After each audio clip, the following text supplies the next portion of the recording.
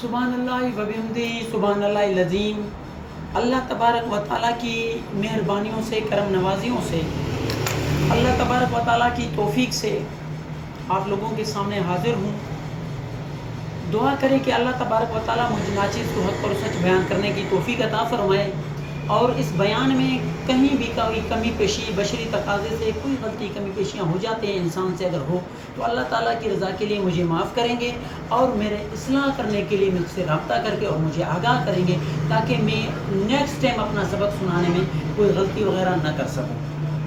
آتے ہیں اپنے موضوع کی طرف۔ ابو عبداللہ شہید کربلا حضرت سیدنا امام حسین رضی اللہ عنہ 5 شعبان المعظم 4 ہجری کو اس جہان فانی میں تشریف لائے۔ مشکات شریف میں حضور نبی کریم صلی اللہ علیہ وسلم کی چچی اور حضرت سیدنا عباس رضی اللہ عنہ کی زوجہ حضرت سیدہ ام فضل رضی اللہ عنہ بنت الحارث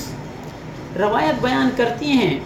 کہ میں نے حضور کریم صلی اللہ علیہ وسلم کے بارگاہ میں حاضر ہو کر عرض کیا، یا رسول اللہ صلی اللہ علیہ وسلم، میں نے آج ایک عجیب و غریب خواب دیکھا ہے۔ حضور نبی کریم صلی اللہ علیہ وسلم نے فرمایا کہ تم نے کیا خواب دیکھا؟ میں نے عرض کیا کہ یا رسول اللہ صلی اللہ علیہ وسلم، میں نے دیکھا کہ آپ صلی اللہ علیہ وسلم کے جسم مبارک کا ایک ٹکڑا کاٹ کر میرے گود میں رکھ دیا گیا ہے۔ حضور نبی کریم صلی اللہ علیہ وسلم نے فرمایا کہ تم گھبراؤ نہیں، یہ تو بہت ہی نیک خواب ہے، اور اس کی تعبیر یہ ہے کہ میرے جگر گوشہ فاطمہ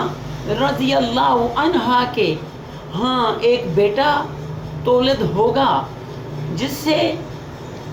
تم اپنی گود میں لوگی۔ سبحان اللہ، سبحان اللہ، میرے سونے نبی کی کیا شان ہے، کیا مقام ہے، اور آپ جناب کی صحابہ کرام کی کیا شان اور مقام ہے، آپ صلی اللہ علیہ وآلہ وسلم کی اہل بیت کی کیا شان اور مقام ہے۔ سبحان اللہ، یہ ایک خواب کی تعبیر آپ صلی اللہ علیہ وسلم جس طرح فرما رہے ہیں،